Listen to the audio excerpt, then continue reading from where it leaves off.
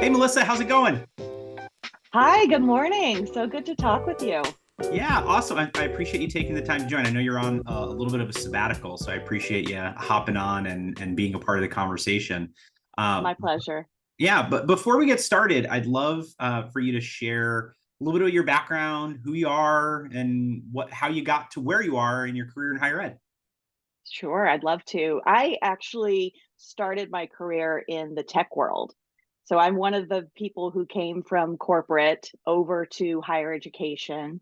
And that was about 15 years ago. So I spent the first half of my career so far in tech, running corporate communications, marketing, strategic alliances, even inside sales for a while, working for some global consulting companies as well as small tech startups, software startups. So I understand large organizational structures and politics, but also how to be scrappy by working at a startup. And I came into higher education in 2009. My first role was at Virginia Tech, which brought me home to Virginia. I'm a native Virginian. I did my undergraduate at the University of Virginia. And then while I was at Virginia Tech working, I did a Master of Public Administration there. And from there, I went into working in the liberal arts space as a vice president for communications and marketing. I also have had enrollment management in my portfolio as well. So I've spent the last 15 years in higher education, including a small stint as the chief of staff.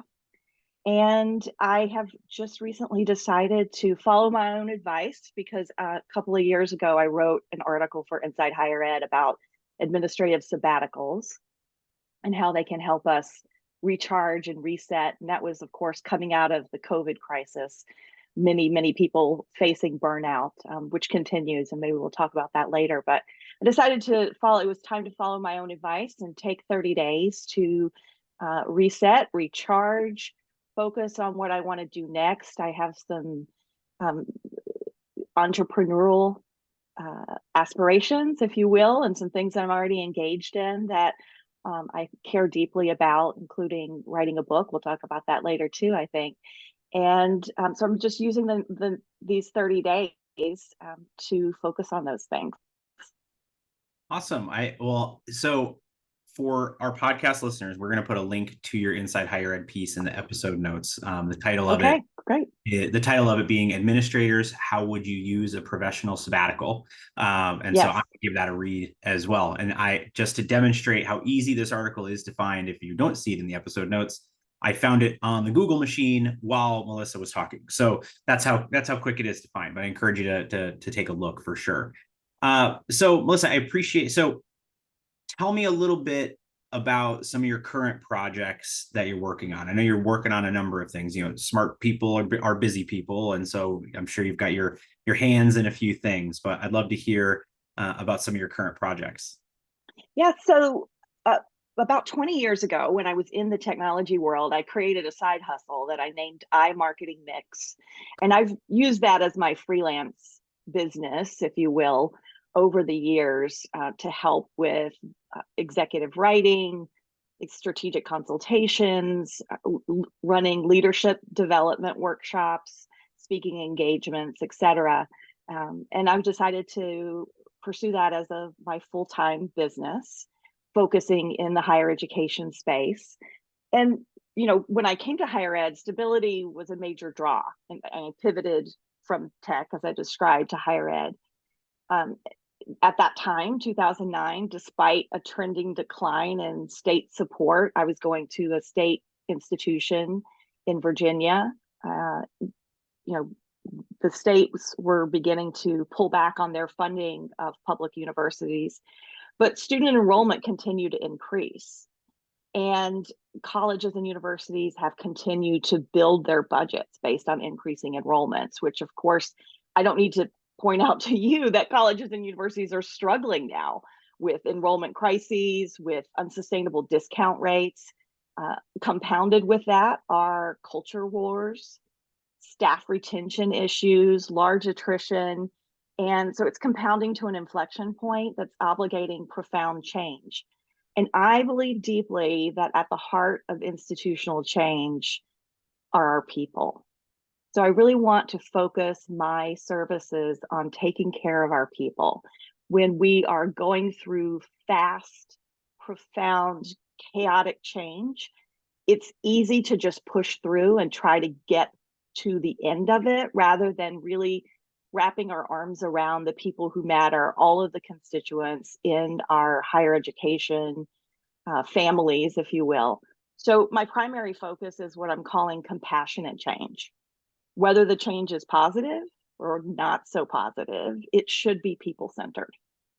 Got it. Yeah, and I think when before we hit record, we were talking a little bit about the people element of higher ed, and I think what's the challenge that we have is that there are so many fires to be putting out. There's so much work to be focused on that we sometimes miss the forest for the trees, and we also miss the. It's not that we're pushing back on change all the time. It's that we're literally looking past it and not understanding the opportunity because there's just Yes.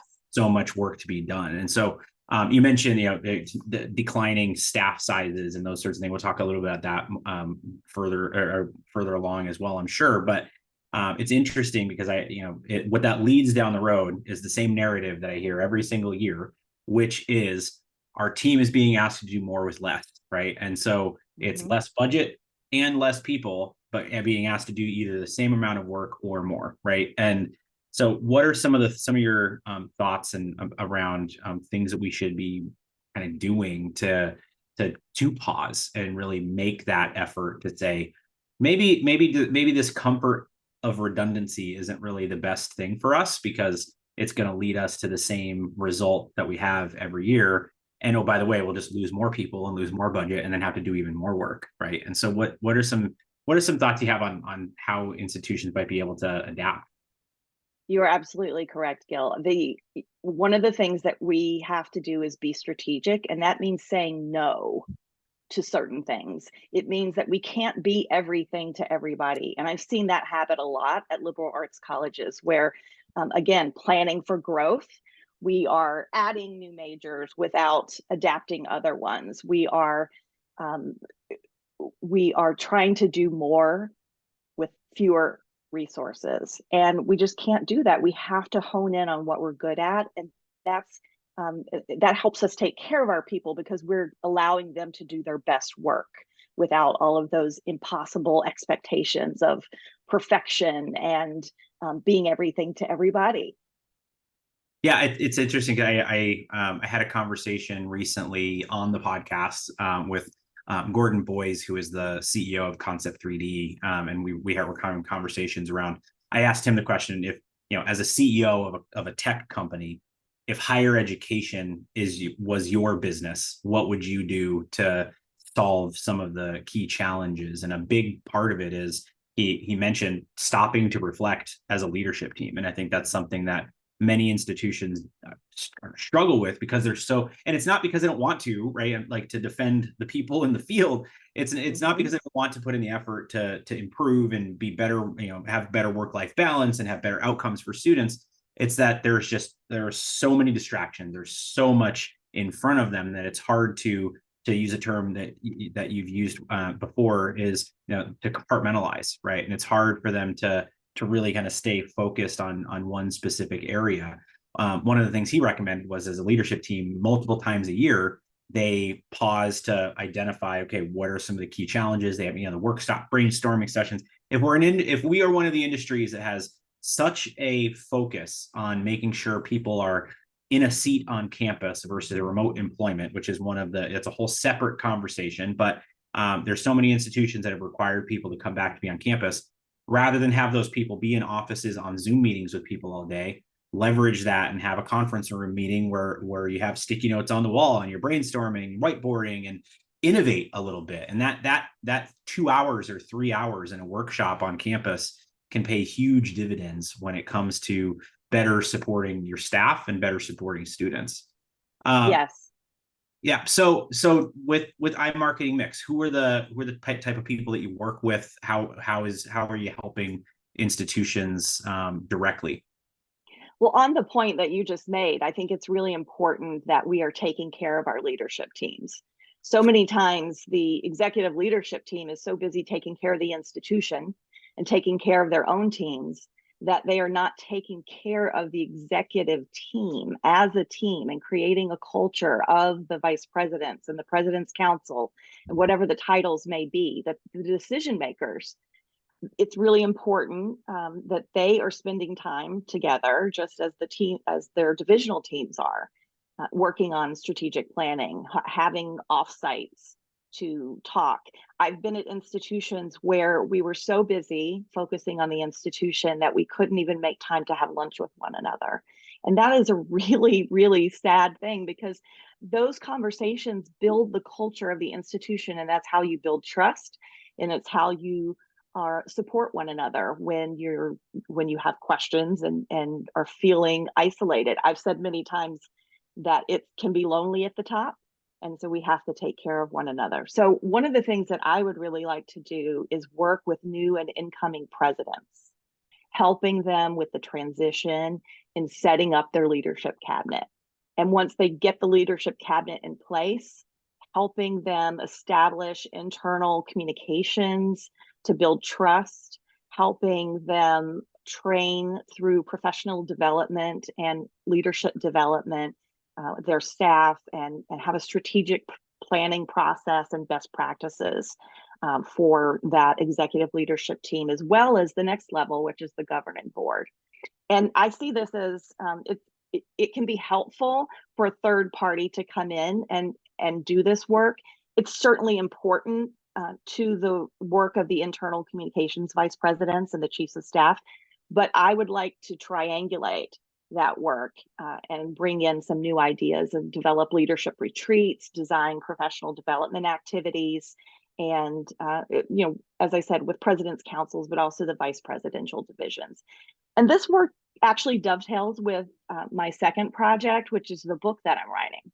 Grow your student community, help them stay, and encourage giving with Cadence, higher ed's premier engagement platform from Mongoose.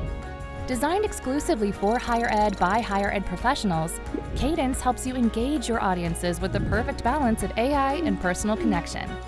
Talk to students, parents, and alumni on their time and how they want.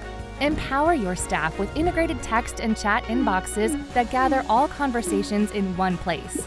Reach out to learn more about how our best-in-class service, support, and integrations have helped colleges and universities like yours have smarter conversations. From text to chat, make every message count. I knew you were writing a book, and I wanted to talk to you about it because I think that it's a topic, based on what you mentioned on LinkedIn when we got connected about it, is something that many, many institutions will benefit from. And so the title of the book, if I'm saying it correctly, and correct me if I'm wrong for our audience, will be the 30, 60, 90-day handbook for new higher education leaders of communications and marketing. So, yes. Based on obviously, this is a passion project, and it's something that is forthcoming. And so as soon as it is released, we'll send a note to our subscribers and whatnot. But I would love to hear your why about writing this book.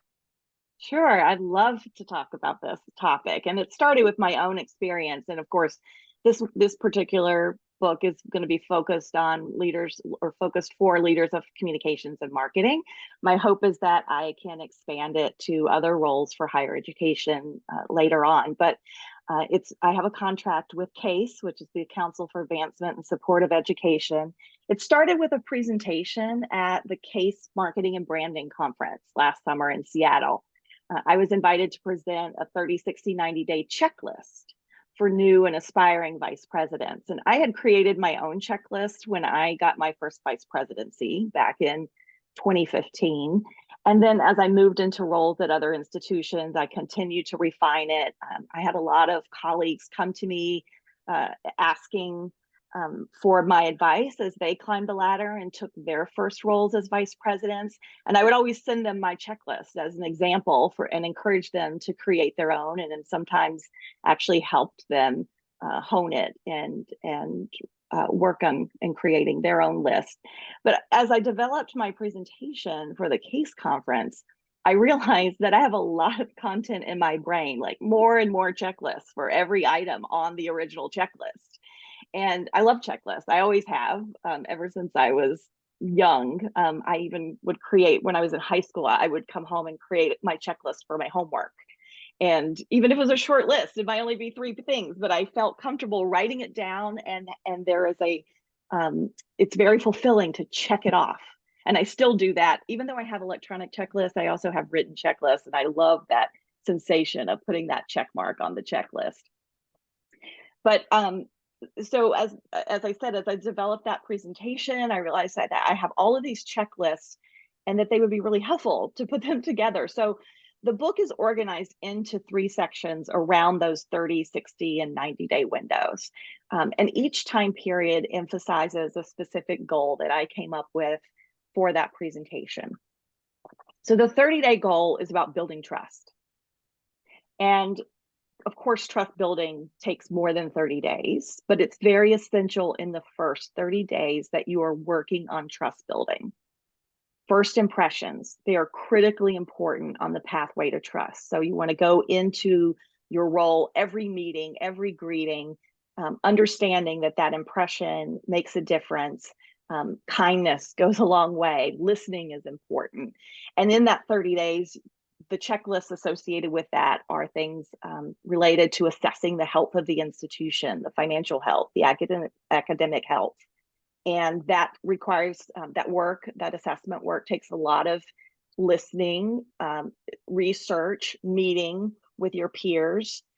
It's about understanding the leadership mindset, how trust is perceived already, and what are the steps to take to improve trust, not only with you, but trust in the leadership of the organization through organizational culture.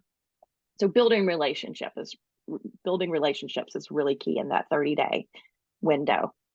The 60-day goal is earning credibility. How is credibility different from trust? Well, they're similar, they have some overlap, but trust is based on character. It's about the character, and it's emotional, while credibility is based on actions and evidence. It's more logical. So it's, what are people seeing that you're doing? How do you earn credibility? Through managing the finances of the division that you're managing, but also of the institution. So it's about understanding the budget. There are lots of checklists about understanding the budget. And that's really important, I think, in the sense that we have so many people coming into higher education from other industries who don't understand the budgeting cycle, or just the fact that the revenue streams are different, the budget management is different in higher education. So I've created a lot of checklists around managing finance and budget strategy, but also specifically related to communications and marketing divisions. It's about establishing content strategy, digital strategy, and earning credibility. You don't have to be the expert. As the vice president, you do not have to be the expert in all of those areas. What's important is that you're paying attention to them. And when you do not have those skills, that expertise in those areas, you are finding people who do, or helping lift people up and train them to pay attention and manage those responsibilities. And you earn credibility through that way. You want to be honest and say, I don't know everything, but I know that these things are important and they are strategic, and we're going to build out those skills as a team. So finally, the 90-day goal is about demonstrating commitment. And commitment communicates that you're willing to work as hard as you expect of others. You're in it to win it for the institution, not just for yourself. And so by that 90-day mark, your actions have matured from impressions, those first impressions, to habits and commitments. And that's when people sort of step back and take a breath and say, okay, she's in it to win it. She's here for us. She is putting the strategy in place to execute. She's investing in our team. She's investing in the community. And that is, that's the 30, 60, 90-day list of goals: trust, credibility, and commitment. And finishing the book feels all the more urgent right now when I think about the leadership crisis we're facing in higher ed.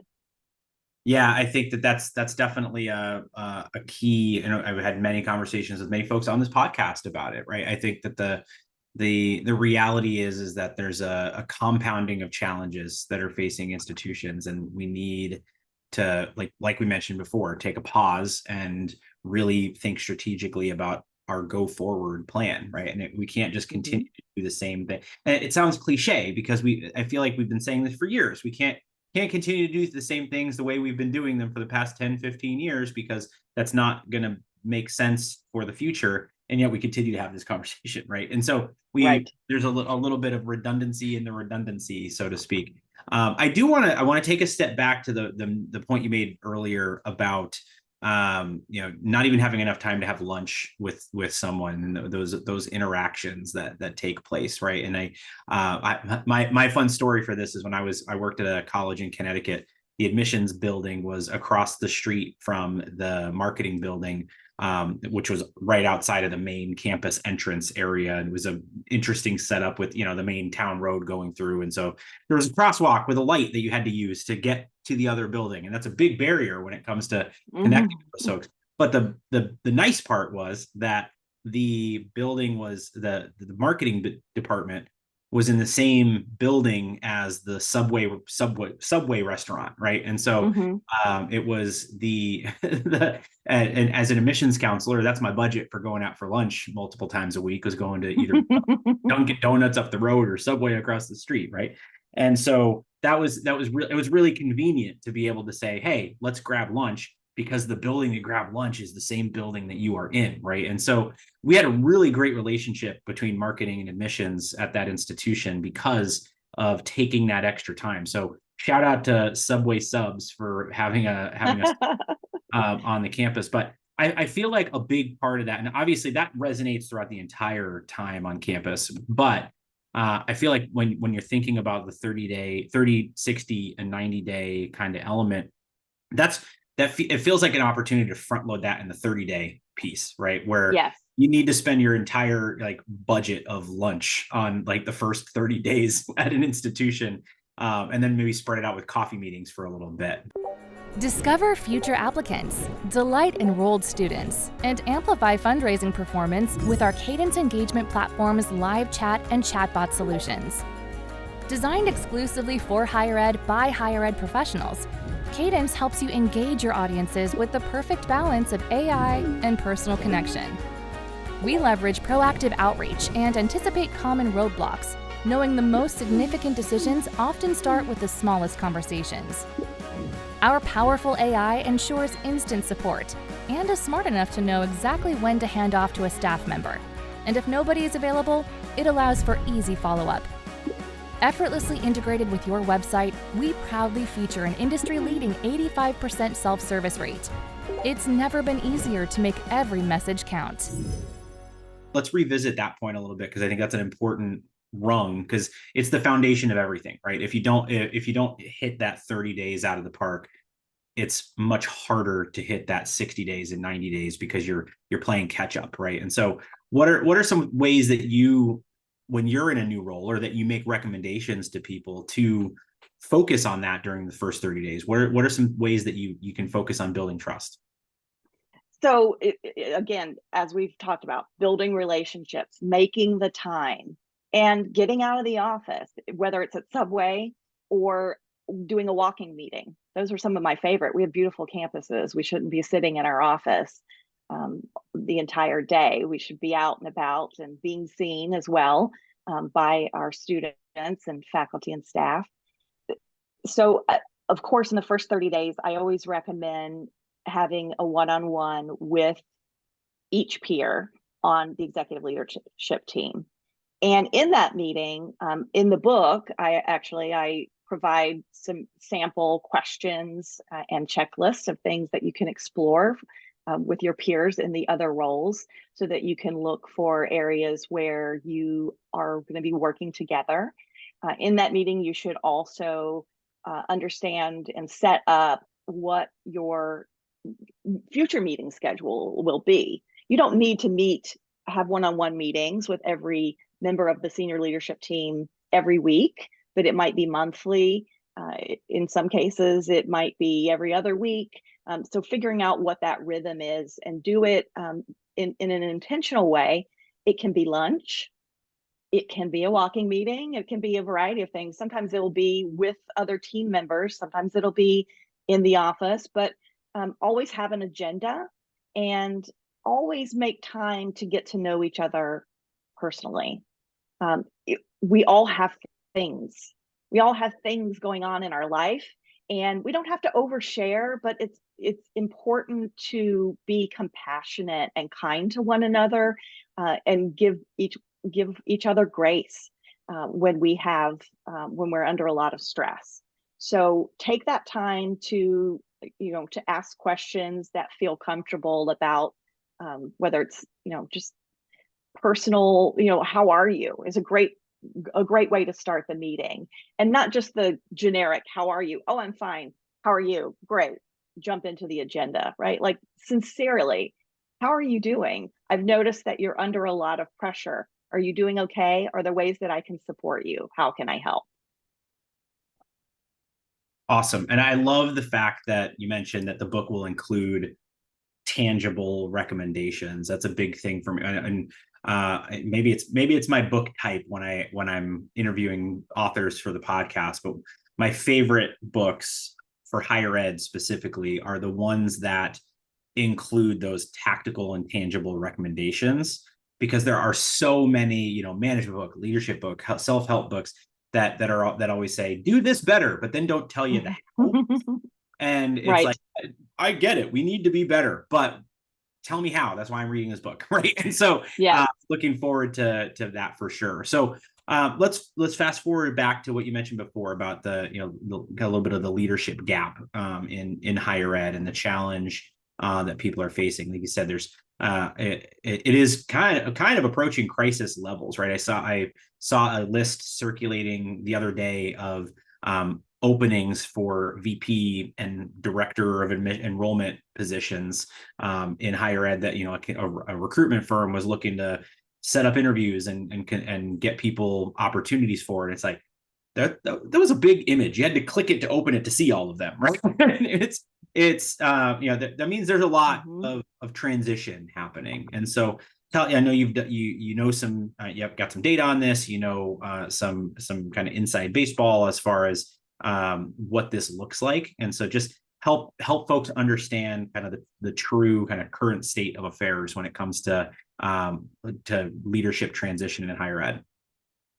Yeah, I'm using my sabbatical to really focus on problem solving. I'm taking my own advice. It's not a vacation, although I am planning to attend a wellness retreat soon.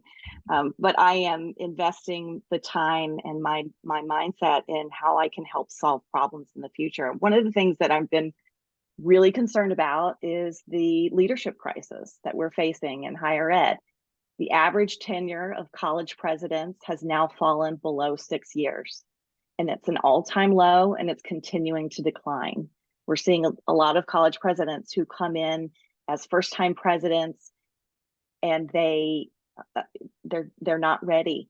They are facing wicked problems that they haven't been told about before they even get there.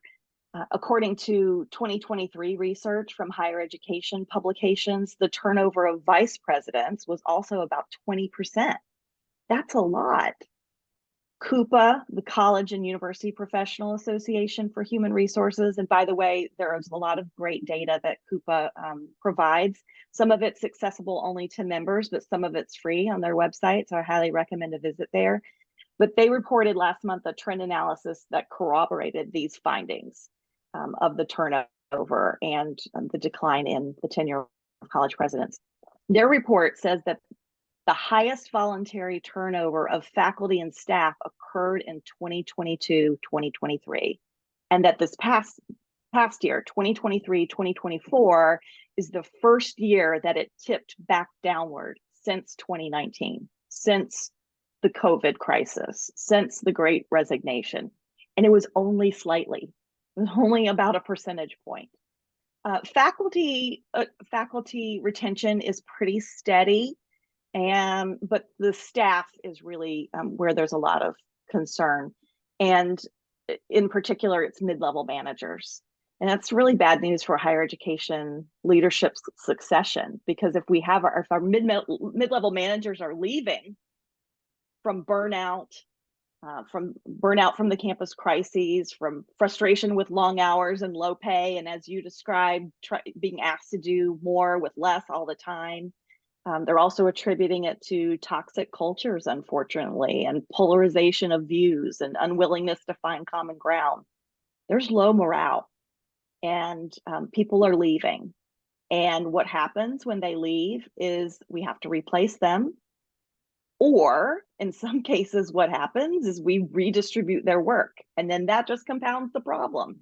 So we have to fix this. We have to help, first of all, fix the culture, fix the overwork and the burnout, help people heal from burnout.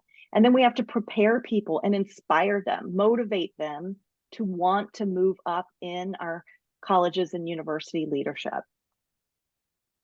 Yeah, I think those are all great points. And to your comment about cultures, I think one of the things we were talking about earlier, prior to hitting record, is that there's a certain culture of not being able to fail and try new things, which leads then to failure because we continue to do things that are having diminishing returns, right? And so I know that that one of the hardest things, and this goes back to the conversation about leadership retreats and focus there, but there's a certain need to hit the pause button, take a day and make some strategic decisions, and not just continue to do, again, sounds cliche, but continue to do the same thing because it's always been done that way, right? And there are certain elements of our operations, whether it's marketing or enrollment and admissions, whether it's alumni and student affairs,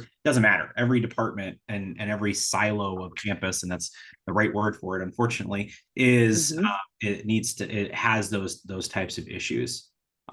So as far, and again, thinking about those openings of current roles being circulated around right now, because this is the time of year that really starts to hit and happen.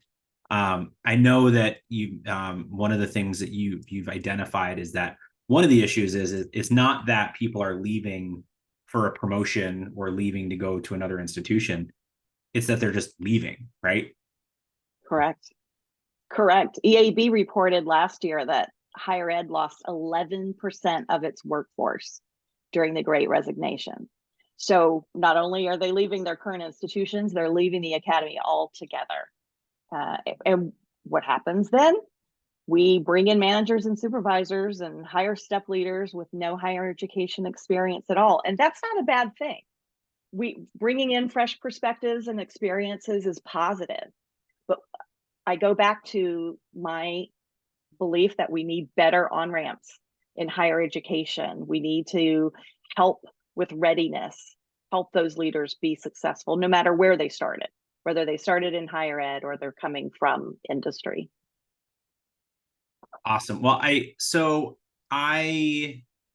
really appreciate you taking the time today, and I'm really looking forward to your book when it comes out. Thank you. It'll make it on the stack of my podcast guest book stacks, which fantastic. Is that's the one of the biggest benefits of my job is keeps me reading, right? Because I'm reading these books by awesome people. So for folks that want to get in touch with you, continue this conversation, and also obviously when the time comes, get in touch about your book, what are the best ways for them to do so? Well, my book will be available through Case, and it should be published this fall, just in time for high conference season in higher education. And I hope to be conducting some workshops around the content in the book as well. I hope people will check out my website, which is iMarketingMix.com. And I'm very active on LinkedIn. That's my social and professional platform of choice. So you can reach me there. You can also reach me via email and through my Gmail address, which is Melis, MELIS, f.richards@gmail.com. Awesome. Well, Melissa, I appreciate, again, you taking the time, and to our listeners, we appreciate you. And we will see you all next time on FYI. Thank you. Bye.